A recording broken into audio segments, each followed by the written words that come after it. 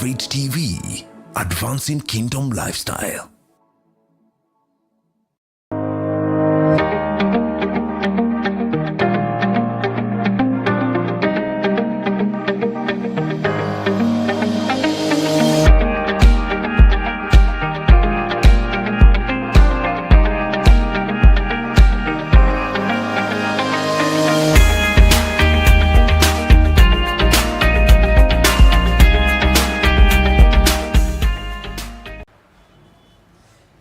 Good evening, ladies and gentlemen. Welcome to another episode of the Gigi Report. I'm your host, Godfrey, Gichuki, and I'm glad that we are back and we are here live from Elevate TV studios and bringing you a very, very exciting conversation. Today is going to be a deep dive into matters politics. We are talking about the state of the nation. And of course, that tells you that we're going to drag every political issue we know how and all the other issues that are present in this amazing conversation. And today, I'm blessed to be joined on the set by my friend Leonard Khafafa. And as you know, Leonard has been on this show before, and he's a very insightful man. He's actually a columnist with the Standard newspaper. So those of you who read the Standard, I'm sure you've read some of the articles. He's always churning out something every week, and I get to get copies of that. So we have built a very, very strong coalition. Even as people, we are doing coalitions here. So I am very happy to have him on the set today. And then we can dive right into some of these conversations. And I believe you're going to enjoy this conversation. So you need to participate in this discussion, in this conversation.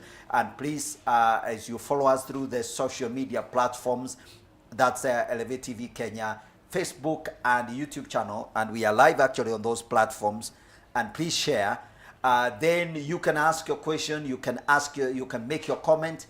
Obviously, when you make political observations, sorry, there are no right or wrong answers. So you're free to comment, and tell us, no, you guys are misleading us out there at Elevate TV. That's fine with us.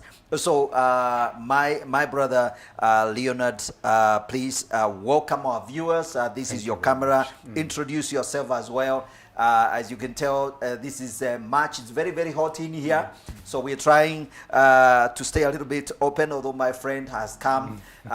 He's always a very, very smart guy. So congratulations to you, Leonard. Thank you. So welcome our viewers. Oh, thank you very much. Good evening, viewers. My name is Leonard Khafafa. I am a public policy analyst. I'm a columnist at the Standard newspaper.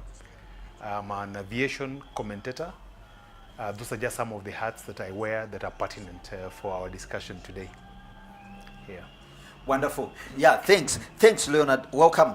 And I'm very happy that we can have this particular conversation. I actually want to make sure I share it on my status so that because I know there are some people who I'm sure I want them to come in, write in. I can see people are already joining on the Facebook page. Karibuni sana. Welcome all of you. And please comment. Even those of you that are watching from the diaspora, one of the things I noticed, and I'm telling this to Leonard, is that the people in the diaspora, sometimes they get information a little bit distorted. And so we can claim we are the people on the ground. So right. So our opinion matters, all right? Yeah. So although, obviously, I know you also get, multiple sources of information. You know very well, actually, even when you write an article, sometimes, you're telling people, and they have also been wrestling those ideas. Right. Okay, so let's dive straight into this state of the nation. And we'll start with something that it's kind of dropping off the news ladder. And it's a scandalous thing. Yeah. The Cusco, Kenya Union of cooperative societies Yes. organization, this institution that actually brings together all the cooperative societies. Correct. Some large sum of money was actually, embezzled. Correct. As far as we can tell. Yeah. And that issue, while it is dropping off the ladder because of the other very hot political issues, I think that's an agenda that we need to bring to this conversation. We can start from there. Not a problem. And I want you to give your perspective and commentary on that, because it's a serious matter. It is indeed a very serious matter. The umbrella body of SACCOs, that is Yes. savings and basic savings and cooperative organizations. Yes. The umbrella body, that is Cusco, has had member organizations saving with it. Right.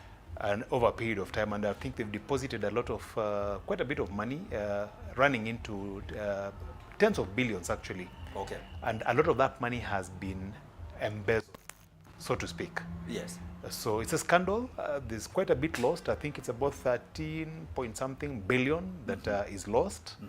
And it's something that is bound to affect virtually every Kenyan, because most Kenyans look to SACCOs as avenues of investment and avenues of borrowing capital for their needs, like the investment needs. SACCOs tend to be cheaper than banks. Yeah. Most people prefer SACCOs because the interest rates that they give on their loans, for member loans, are cheaper than banks. So you find that many Kenyans, quite a good number of Kenyans, always have money in SACCOs. So when you have that amount of money going down, it means many Kenyans are going to be affected by that. Certainly, yeah. certainly, and maybe coming on the backdrop of other issues that have come up. For example, right now we have on the table the report by the Auditor General, Yes. The state's office that handles the national audit. Yeah. I don't know whether there's a connection, and I don't know whether they come under the purview of the office of the Auditor General. Actually not, because the Auditor General deals with government entities, Right. And SACCOs are, strictly speaking, private sector entities. For the most part, Yeah. they are not government entities. So the Auditor General doesn't come in, but they are. The SACCOs come under the remit and the ambit of an authority, I think, called SASRA. There's Yes. a regulator. Yes. They have a regulator, and that regulator, of course, is a government-sanctioned regulator. So that's the one who's supposed to look into the operations of SACCOs, and especially the umbrella body Cusco. So in my view, or in the view of others, it would look like SASRA slept on the job, because some of these anomalies ought to have been picked up rather early in the day, to have gone to the extent where Cusco is losing about 13.1 billion shillings is huge. It's a huge thing, It Yeah. means that the regulator may have dropped the ball at some point. Okay. Yeah. That's true. And maybe, of course, I think we need to raise the issue of who exactly is behind this haste, so to speak. I mean, really, that's a question that Kenyans are going to be asking. And who are these? Who are the board members of Cusco? And how is it that, and most likely, the 13 billion Yeah. couldn't have been lost in one year. Could be a couple of years, maybe 3, 4, 5 years. That's right. Actually, of privilege, kind of small but maybe significant amounts just draining through. That's right. Do you think some elites, some people in high places could be behind the It's quite possible, because you expect that there are safeguards. When you have that kind of money entrusted to an organization, there are safeguards. There are audits that are done annually, there are reports that are given. So there are boards that sit and approve annual accounts. So when you find a haste of that magnitude, and particularly one that has taken place over a period of time, it means there must have been connivance, Right. with the people in authority, to allow that haste to to be perpetuated over a period of time. There were forgeries, obviously, that should have been unearthed by a good audit firm. They were not. In fact, we are told that the thing that blew the lid off this scandal was the fact that one of those audit reports had the signature of a dead person, of a person who had passed on some years ago. So that's what raised the red flag. Okay. But it ought not have been that. I mean, there should have been other safeguards that were possibly overlooked. And these were possibly overlooked with the connivance of people in authority. Okay. There's absolutely no doubt about it. 13.1 billion shillings is not pocket change. It's not money that you put under your socks and you disappear with, or you hide under your mattress and it goes away undetected. This is a huge sum of money. There must be lots of people involved, and there must have been connivance at fairly high levels. Absolutely. Yeah. And our hope is that the people involved behind that will be brought book to book. Yeah, that's Kenyan for you, indeed. And that's a really, it's a very, very sad affair. But yes, there you are. So if you have any comment or issue to raise regarding that, I think it's good. You're welcome. You're welcome to comment. You're welcome to state your your claim on it. It is a very, very unfortunate incident that such large sum of money can actually go down the drain and really shake the cooperative industry to the core. All right. So Leonard, let's move on to we've got quite a full plate today. Yep. The next major thing that obviously is in the it's in the thought of everyone that is observing, seeing the political situation. Sorry, is the political realignment. Yeah. Political realignment has been like more or less the nature of our politics. Yes. So whenever there are formations, so first of all, formations, current political formations are product of other realignments in the past. Yeah. And maybe we need to tell Kenyans, and you should be the one saying that, for example, a party like ODM is the oldest successful party other than KANU. Correct. And even though it goes into coalitions, it is still maintain its identity as ODM. So, right. And that's a kudos for ODM, actually. Correct. And it's something that need to be noted. Yeah. So, political realignment, I think clearly they are pointing to some things in the future, 2027, etc., etc. So please tell us. You wrote something in that regard. Yeah, we've as you've mentioned, political realignments are a feature of Kenyan politics. Right. We are a multi-party democracy where political parties field candidates for office, for various elective offices. I mean, starting from grassroots at MCA level, going all the way to the gubernatorial contests, to members of parliament, both Senate and National Assembly, and all the way to the presidency. So you have candidates have of necessity to be sponsored by political parties. So that's a feature of our politics. And the way it works is the party with the majority, or a coalition of parties with the majority, are the ones who form the government, particularly when they have their presidential candidate leading with a majority of 50% of the vote cast plus one. Then the other party or the other coalition of parties that remain are the ones that become the minority party. So even in the August House, that is in Parliament, you'll always find the government with its party, with its members, and then you'll always find the minority side with its members. But then these arrangements are always very fluid, as we've rightly said.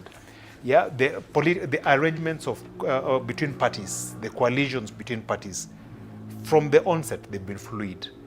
So you find that with every subsequent election, there's a shifting of position. Right. Yeah, you find that the parties that form government are not the parties that were previously in a coalition before. Right. They're just new arrangements that have come up and they form government.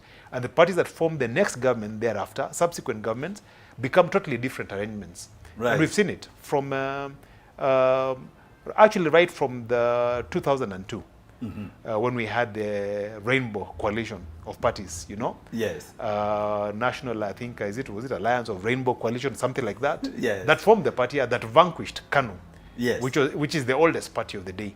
Right. Then come 2007, there were now different other political formations, and that's when ODM came up.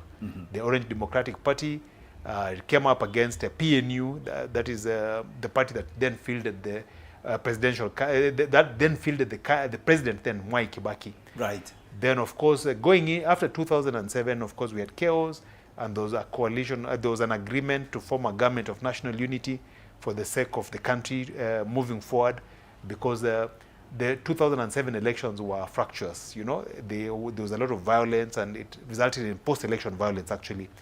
Then come 2013, arrangements had shifted again. Yeah. Now we moved on from the Grand Coalition arrangement. We had now this dynamic duo of William Ruto and Uhuru Kenyatta forming the Jubilee Alliance, you know. Yeah. And then, of course, the Jubilee Alliance endured. It held sway again in 2017. But after 2017, there were other internal arrangements, and we had the ODM members being incorporated in government, so to speak. And that situation endured until 2022. Now, after 2022, there were other arrangements again, and I mean, we have now the government of the day, that is the Kenya Kwanza coalition, ostensibly the party of the majority. Then we have Azimio, the minority party. But now within these coalitions, there are shifts and arrangements again. So that's what forms the conversation of today.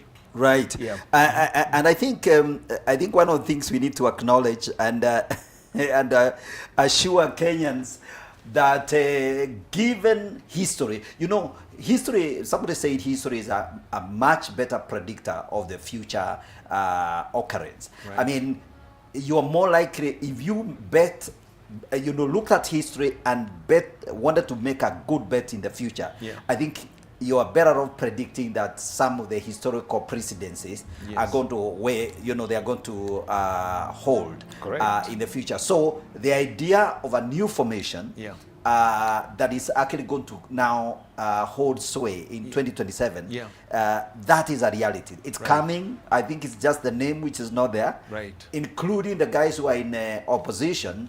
They were, well, of course, and this is something else I wanted you to bring into the picture, the place of Gachagua. But before we get there, it is clear that 2027 is going to have a completely different set of arrangement. Coalitions, different parties, and now we already see it. Maybe we need to assure our viewers, or rather, you need to tell our viewers, just in case they missed the breaking news, that there was a grand, handshake. The very despised, I don't know what words Kenyans have loathed that thing called handshake, but I'm telling you, it happened again. So we again have a handshake. So I think we just have to get used to handshakes, right? That's right. So maybe you can shake your wife's hand or your brother. Surely this handshake is the norm, all right? So stop hiding your head in the sand. Handshake is the way Kenyans do business. Comment on that, actually. What happened? When you have two competing sides, when you have two headstrong personalities, there's always bound to be a clash. And that clash can only be, the tension that results from that clash can only be dissipated by a handshake. So we've had tension before, and that tension has been dissipated by handshakes. I mean, we recall the events of 2017 when we had disputed presidential elections. We had repeat elections for the repeat presidential elections that were boycotted by one party that felt that those elections are not going to be fair. But going into 2018, we still had lots of tension, and it looked like the country was not going to move forward. That's when the then President Uhuru Kenyatta reached out to Raila Odinga had a handshake, and Kenya moved forward. So it's the same situation that obtains presently, because when William Ruto came in, having been duly elected, and his election having been ratified by the courts, and having been endorsed by numerous international agencies, when he came in, his presidency still wasn't accepted by a section of the political elite, and those tension. And that's the tension that resulted in the Mandamano of 2023, which was very disruptive. That Mandamano was disruptive. It held the country back. Billions were lost during each day of those demonstrations called Mandamano. And then we had the Gen Z revolution that culminated in the events of the 25th of June last year, 2024. Yeah. That virtually brought the country to a standstill for close to about a month. Yeah. So there's lots of tension. But when you look at all these handshakes, starting from the cooperation of 2002, starting with the National Rainbow Alliance coalition, moving on through to the Government of National Unity, to Uhuru Kenyatta's Pact, and to these events of today, there's one central figure. There's one central figure called Raila Omolo Odinga. Yes. This figure cannot be ignored. You ignore him at your own peril. Absolutely. Yeah. Absolutely. Yeah. My guest here, Leonard Khafafa, says that you ignore Baba. Yeah, he's called Baba. He's become so famous, even in Addis Ababa. They know that he is Baba. He's absolutely Baba wherever he goes. He goes to New York, he's Baba, all right? So Baba has to shake somebody's hand, and I'm also looking forward to being shaken hand by Baba. So I guess that's the way it is. I'm saying that to actually acknowledge that Kenyans shouldn't be too worried about some of these political maneuvers, because they have become a feature. They are no longer, they are a feature of our politics. Right. So I think we need to ease and take a little bit lightly the fact that politicians will sit together and sign up some coalition. That's right. Absolutely. Absolutely. So maybe we can touch a little bit before we run out of time. The Mr. Gachagua, Kenya's second deputy president, who was impeached last this year, actually. Is it this year? Last year. Yeah. All right. Time is moving very fast for Correct. me.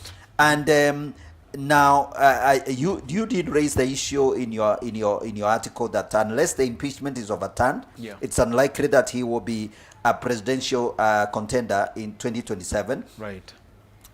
We know that Mr. Gachagua blames Ruto for his impeachment, yet the reason for his animus goes beyond the prima facie resolution of the August House. So of course the president and the people around him, his confidant, alleged that Gachagua was a benefactor of the Gen Z uprising and all that. And I think this is something you actually need to bring up. There has been that kind of a vibe. Yes. It's not coming out very clearly. Yes. That Mr. Gachagua could have been in league and he could have been actually part of the Gen Z movement, maybe in a force in the background. Yes.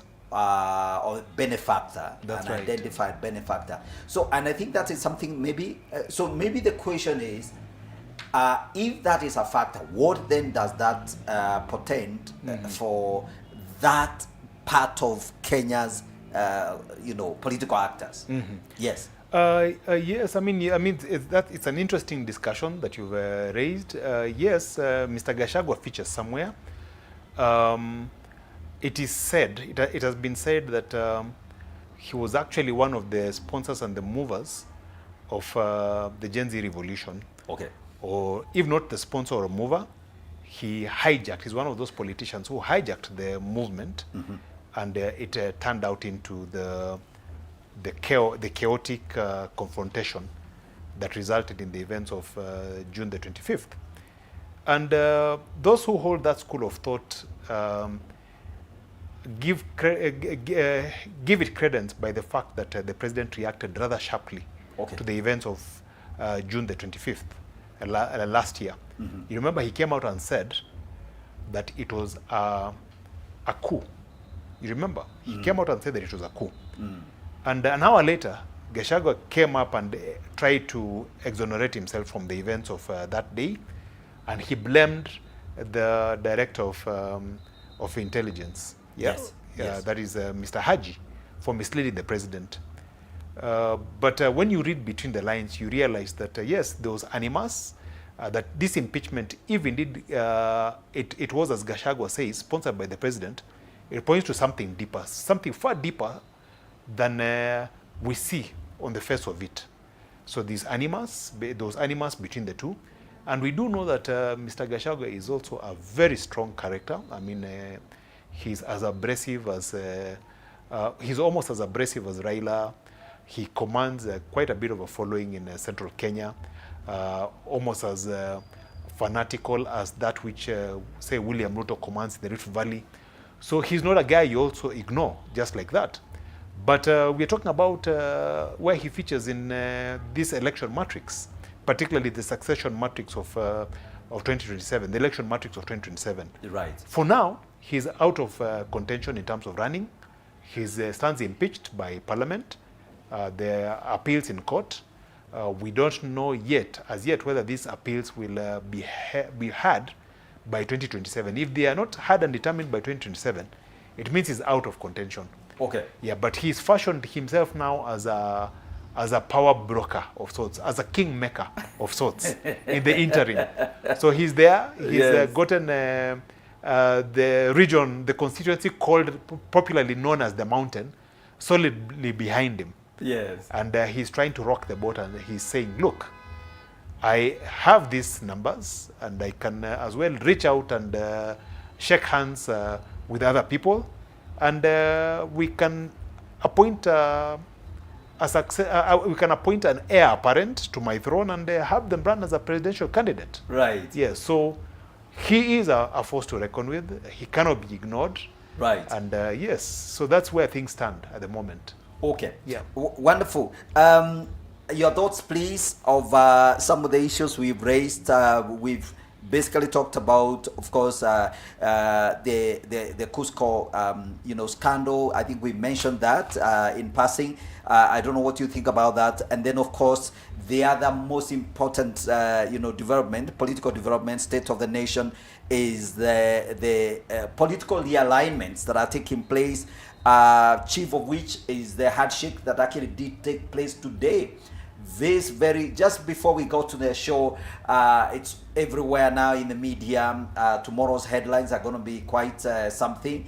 As most likely, I predict that the front page photo is going to be that infamous handshake between Raila and Raila Amolo Odinga and the current president, Dr. William Ruto. That is going to be something. And some people who did not want to see that picture are going to see it and maybe hide their face. But that's politics for you. So as you follow this conversation, that's why we really think that it's important for us to be bold, talk about these things, jump into that conversation and make our own observation. But we live in reality. Leonard, one of the things I've discovered is sometimes as people want to spin, but I think it's important actually for you to see things for what they are. Absolutely. The realignment are reality. They are based on circumstances. We can guess politicians are talking continuously and aligning themselves. Okay, so we take a break. When we come back, obviously we still have a few more issues. There's another man we haven't touched, and then of course we need to comment on Mount Kenya. So let's take a break. We are coming back to this conversation in a short while. Don't go away. Keep it elevated.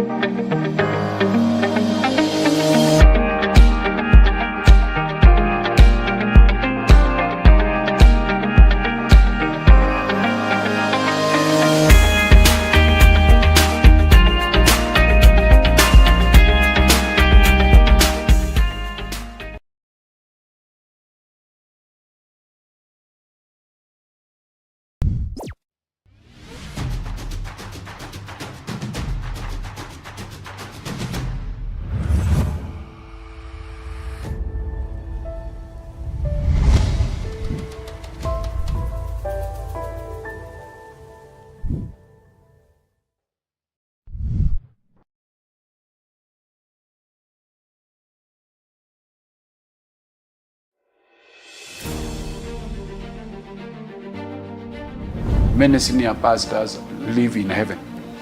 Instead of coming down. They don't come down to meet with their people. There is no table to place things. You don't have meetings. And so you just meet in church until bang, something happens. Certain senior pastors, it has been very difficult for them to work with others. That's a plague. Nobody mature wants to be run like a little boy.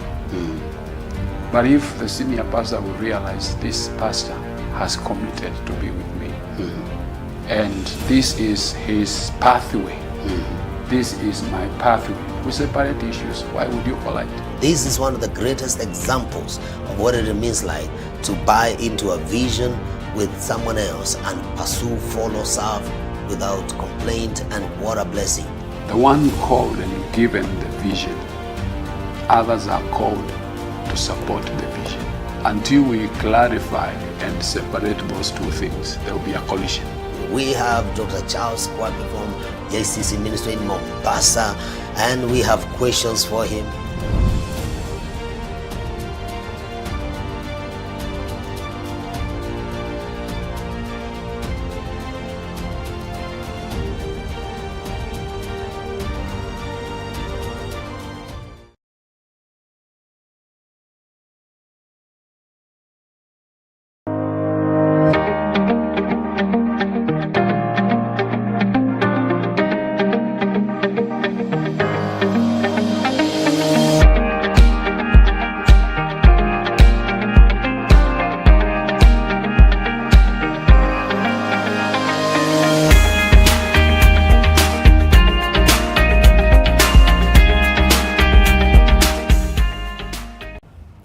Welcome back. This is the Gigi Report. We are having a conversation here. We're talking about the state of the nation, and we've had an interesting take. My guest here, Leonard Khafafa, is giving us a very wonderful insight here on a number of issues. And so before we went to the break, we talked about the coalitions that are now kind of shifting. The things are shifting very fast indeed. And today we had the famous handshake, which a lot of political observers actually thought it was never going to happen. But there it is. It actually has finally happened, and a lot of people have to swallow some of their words and commitment they made. So Kenyan politics never cease to amaze. That is the reality of the matter. So let's go back to that conversation. And Leonard, when we talk about let's say the Gachagua factor and the Gen Z, there's still something we need to say about the Gen Z, because now there is we kind of have the benefit of hindsight. Looking back, what do you think? What is the place of Gen Z in this whole thing? And I think something needs to be said about that. Yeah. Yes. Gen Z are representative of young people. I think people who are born between 1997, if I'm not wrong. Yeah. And between 1997 and 2012, yeah. Basically. Yes. They are now coming. They are coming of age. They are coming into an awareness of who they are.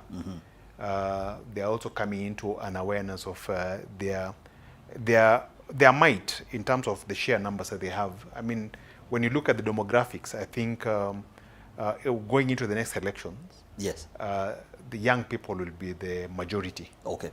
Yeah. So they are a potent force, but the only problem with them is that. Because of youth, because they are still coming into their own, they have not sufficiently matured. They still do not. They still haven't harnessed that potent force of the movement that they are, which is why during the events of the last year's events that culminated in the fiasco of the 25th of June last year, Gen Zs came across as people who didn't have an agenda, people who didn't have firm leadership, people who are very sincere, sincere in what they wanted to see done with the government, but people who are a tad naive. And I've said it in other fora that given that kind of setup, they open themselves up to manipulation by more experienced politicians. Right. Or rather, they have whatever agenda they have hijacked by experienced politicians. Right. And which appears to be what obtained last year when people like the former DP, right, Gachagua, came through, you know. It is said that, like we've repeated just before we went on break, we said that it has been said that Gachagua hijacked the Gen Z agenda and by all intents and purposes staged a coup. And this has been corroborated by none other than Duale. You know, Duale then I think was CS Defense, and Abdi Duale was CS Defense at the time. And he's gone on national TV and said that last year's events of the June 25th were a coup, and at the head of the coup was Gachagua. So those are strong words, coming from somebody in government and somebody who basically has the information. So Gen Zs now appear a little disillusioned. And for me, I say they are disillusioned because they did not come to the table with an agenda. Ruto must go is not an agenda, because he's a duly elected president, and there are legitimate ways of removing from power an elected president. Okay. Coups are not legitimate ways, are not one of those ways. So taking to the streets in endless demonstrations, running battles and that sort of thing will not dislodge a sitting president. Okay. They are constitutional ways. So Gen Zs, again in my view, they missed out on becoming more relevant than they are at the moment, because they managed to get a sitting president to a negotiation table with them. Then they failed to take up places. Yeah, they failed to take up places. In fact, their immaturity showed. It became a shouting match. It became a name-calling contest, you know? Right. Yeah, where they would now sit and each of them, and they would all outcompete each other to disrespect the President of the Republic of Kenya. Okay. So that way then, they lost a bit of that credibility. Yeah, but that said, they are still a potent force. For them, what they need to do is to register as voters in huge numbers, to sensitize themselves based on issues of the day, and to back the candidates that they feel represent their aspirations best. Okay. Yeah. Okay. Yeah. Yeah. That's true. That's true. That's absolutely true. And yeah, indeed. Thank you very much indeed. As you follow this conversation, we have quite a number of comments coming in here. Seems like handshake is the way to go. I think that is going to go down as handshake as the most important political move in modern day Kenyan politics, and so I don't know what we're going to do about that. Then let me look at other comments here. Jacinta Mwangi has a question. Actually, she's saying, what are the effects of government being run without any opposition, that is in bracket watchdog? And I think that one of the things that has kind of been a nagging issue in the background, granted, like for example, today's coalition, which I think you need to comment, because there was NADCO, which is this kind of like unit, commission, or I think it wasn't a commission, it was a national, I can't quite remember what it was, but it produced a report. It became known as NADCO. Yeah. Apparently today's handshake, or the kind of arrangement that was going on at KICC, had this facade of NADCO, and those are your own words. You actually used when we were discussing this in the background before we came on the set. Please comment on that and tell us, what you think is going on, and is this actually the death of Kenya opposition? And are we going to see now the president having, he has the majority, he has Baba on his side, who can stop him? One of the mistakes that people make is to think that we have this official opposition movement in Kenya. We don't. We have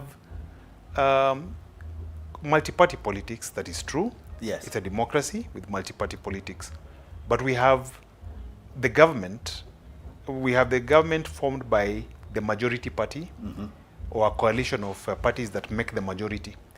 Then we have the minority party.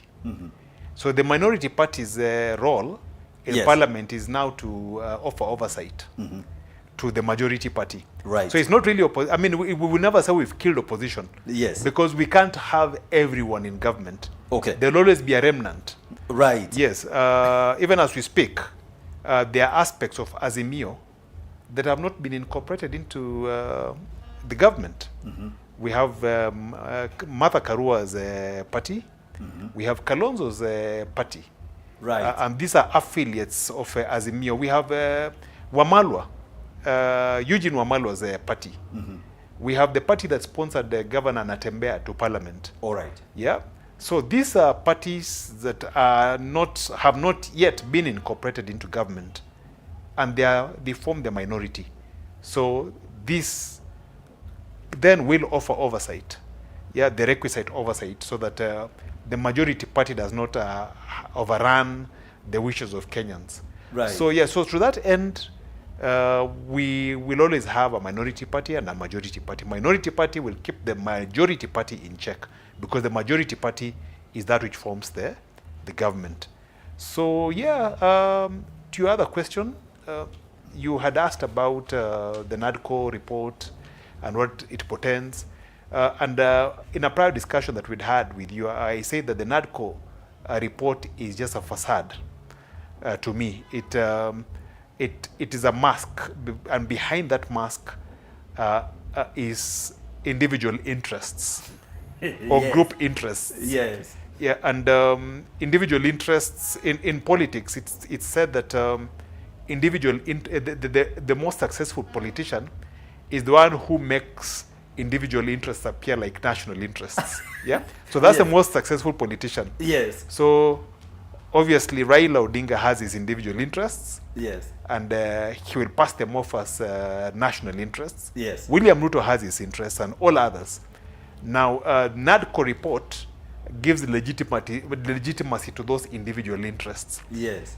Because if you remember, at some point, Raila Odinga had called William Ruto names. Yes. And sworn that he would never work with him. But now he has to. I mean, after following the handshake, he has to work with William Ruto. But how does he do that? He rides on the NADCO report and says, look, I'm interested in peace, and I use this report now to put aside my interests and work for the interests of Kenyans. William Ruto had also spoken rather vociferously against any handshake of sorts. Yes. He's on record as having sworn that he will never have a handshake. So how does he reconcile his utterances with the events that have happened today with a handshake? I mean, it's a handshake by all intents and purposes. Yes. So the way he does that is to use the NADCO report to say, look, I'm reluctant, but there's this report, and this report is for the sake of national unity. Yes. Let's put aside our interests and align ourselves with this report for the sake of Kenyans. Absolutely. Yeah. I'm smiling. Yeah. I'm smiling because, you know, I like the way you're putting it. You know, the lines, when you read the official statement that will come out of this, I think I saw one of the lines was, for the sake of national unity. Right. For goodness sake. For the sake of national unity, there has been a handshake. Yeah. So, I mean, surely you can't fight that. You know, we all want national unity. Yeah. And so there you go. For the sake of national unity, believe it at your own peril that is national unity here. But anyways, that's where it is. So, thank you very much indeed. Those of you, all of you that are following this, I want to acknowledge Lois Jagero. Thank you for tuning in and following us in this particular conversation.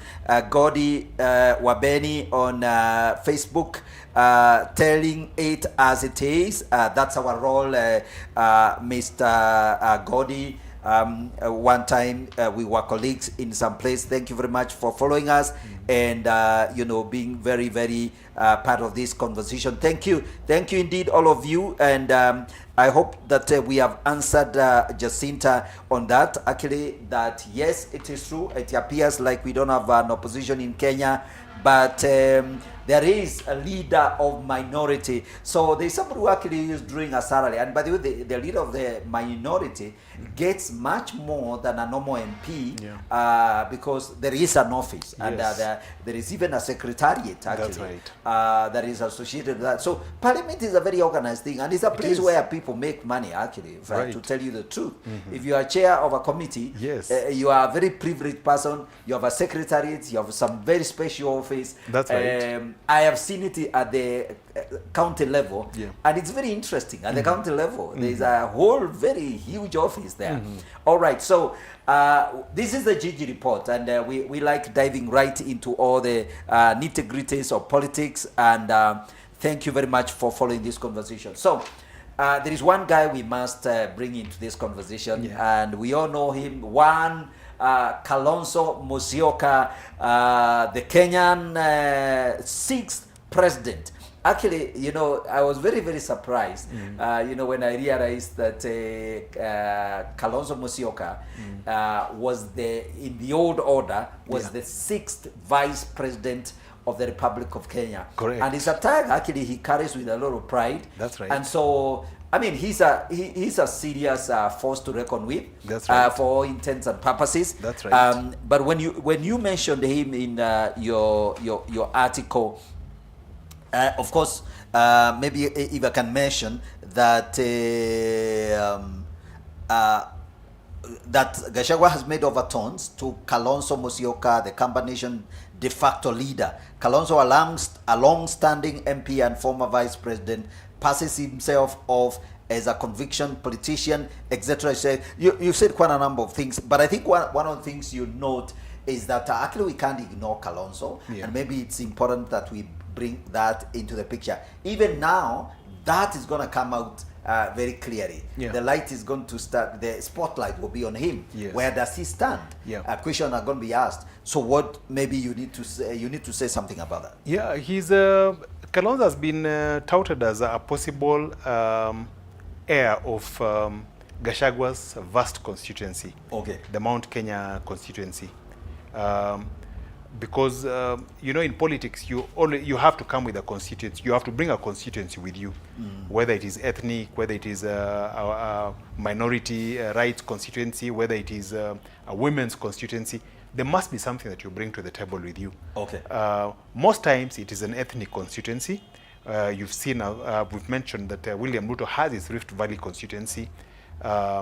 People like Gachagua have Mount Kenya, that is, as they call it, the mountain constituency. So Kalonzo has a huge following. I mean, he has Kambas, the Kamba constituency. And it is possible that he could be given the nod, so that others now donate their constituencies to him. But the only thing is, does he have the gravitas? That's the question that you ask. Because beyond the Kambas, what else does he bring to the table? And for him, like I've mentioned, he has that putative reputation of being a watermelon. Somebody, like I mentioned in my article over the week, he tries to pass himself off as a conviction politician, somebody who stands for principle, who has these principles, and who will not violate those principles at all, not for the sake of anything. But when you examine him closely, you find that he's just your quintessential Kenyan politician, who shifts as the need, as the expediency dictates. So we saw that in 2007. He ran as a presidential candidate at some point, and he lost. He wasn't able to. He was nowhere in the scheme of things in the contest between Mike Kibaki then and Raila Odinga. So when those contention over the results of the 2007 elections, Kalonzo compromised his convictions and agreed to take up a position as VP. And in so doing, he gave Mwai Kibaki legitimacy. Okay. Yes, so we've seen where he keeps on saying, nitapita katikati yao, I'll pass through the midst of them, you know, meaning that he moves in to take opportunities as they arise. So that watermelon tag, you know, is a pejorative tag. It defines him. He says somebody who says this, I stand for this, but then changes and does the exact polar opposite. So that is his Achilles heel. Right. That may be his undoing. Yeah, moving into the elections, because beyond Canvas, he may not be able to marshal a following that will make him a credible challenge to William Ruto's presidential campaign in 2027. Right. Yeah. Okay. Elephant in the house. If things go the way they are going, with the handshake, now we want to do a bit of future projections. Yeah. Where do you think one, what's the name, prime cabinet minister, Yes. one Musalia Mudavadi? Yes. Now, if Baba, Yes. now that Baba has squeezed himself on the red carpet, you know that carpet. Yeah. Whoever walks on that carpet Yes. has a leverage.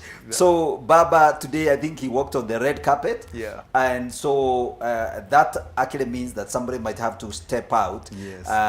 Give a little bit space, because the carpet is not very big. Wide, that's right. Unless they now enlarge it, so that Yes. now they will have a whole highway. Yes. Red, so that Baba can have his place to walk. The current deputy president, Yeah. and then of course yours truly, Musalia Mudavadi. As we wrap this up, Yes, where do yes. you see now? Is there a threat that his position might be at risk? There is a very credible threat that Mudavadi may be overlooked. He's too much of a gentleman, and in politics you can't be that much of a gentleman. Okay. He's too much of a prince, meaning that what he has gotten gratuitously, you know. It's basically been given to him on a silver platter. Right. And in politics, if you want to maintain, you can't do that. You have to be a fighter. You have to get your own. And the reason, the rationale behind his being incorporated and being elevated into the senior position that he holds today, if I try and think the way William Ruto would think, is that it was a gamble, hoping that he would bring in a sizable chunk of the populous Luya vote. You know, after Kikuyus, Luyas are the second most populous community All right. in the country. Okay. So it was hoped that he would bring that populous vote to William Ruto's basket. Okay. But he did not. He did not actually quite deliver. In fact, the person who delivered more than he did was Moses Wetangula. Okay. Because Wetangula brought in the entire Bukusu vote, lock, stock, and barrel. Now, when you look at the traditional voting patterns in Kenya, you find that wherever the Luo, and by extension, wherever Raila Odinga and the Luo have voted, the Luya always follow, because the Luyas and Luos are very close in terms of geographical proximity. They have intermarried, you know, they call each other shemeji, you know, in-laws. So there's always that alliance. Wherever Raila goes, he carries the Luya vote with him. So if Raila now comes on board and he is part of William Ruto's presidential campaign in 2027, he will negate the value, or he will diminish the value of Mudavadi as a coalisa of the Luya vote. Okay. Yeah, so there may not be much use for him thereafter. So it's quite possible, yes, that if he does not step up, he will be pushed off. All right. Yeah, he'll be bumped off. Yeah, the carpet. Yeah. There you go. Here, my guest here, Leonard Khafafa, just telling it as it is, that yes, political coalitions and realignment mean that some people could find their way out in the cold sooner than later. And so that's a very interesting observation, my brother, you're making there, and I think it's really it's just the way our politics is, and maybe one of the things that before we wrap this up, because most of our viewers are our Christian audience and pastors, bishops, and all that.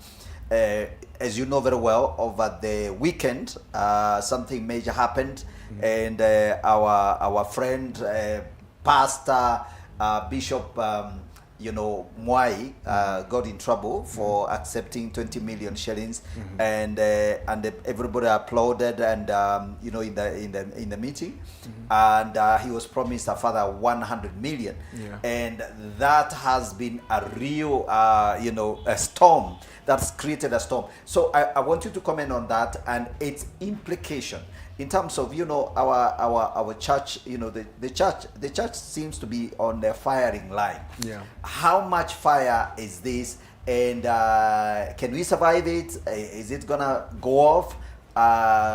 Where do you see this whole thing shifting in the coming days?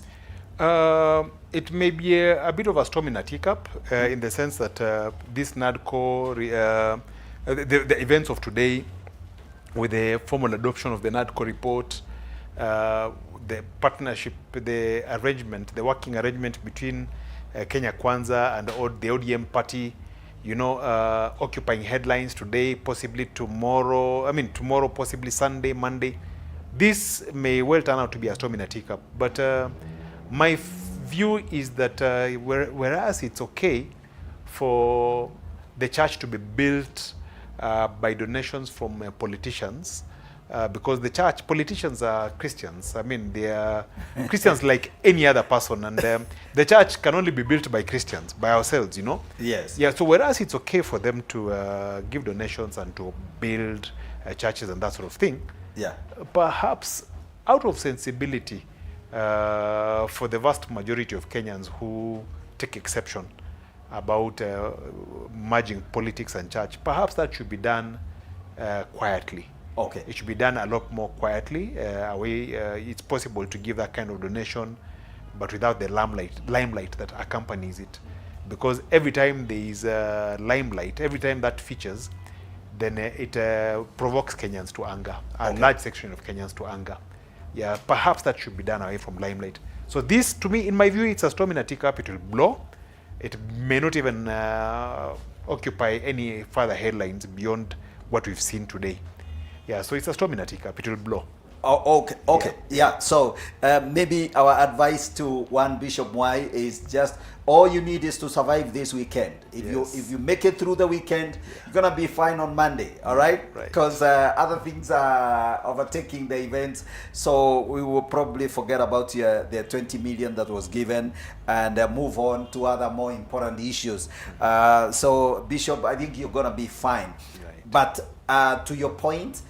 Sensitivity, sensitivity to how Kenyans have viewed donations by politicians to the church. Right. So whilst those donations are welcome, I think to the extent that a section of the public is very sensitive about it, perhaps it may be wisdom that we avoid the storm that is associated with that. Correct. So there we go.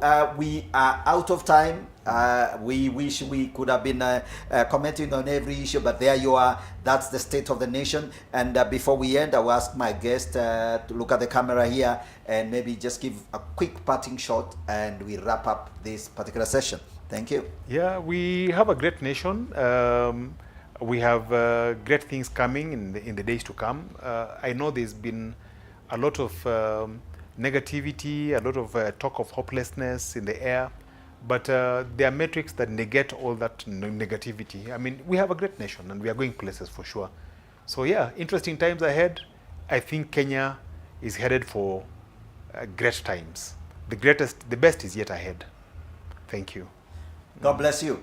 Thank you so much. That's been the Gigi Report this evening. Keep it elevate. We'll see you next week. We'll have another wonderful deep diving conversation. And as always, thank you indeed. Keep it elevate, and thank you every one of you viewers. We'll see you next week. God bless you. Bye for now.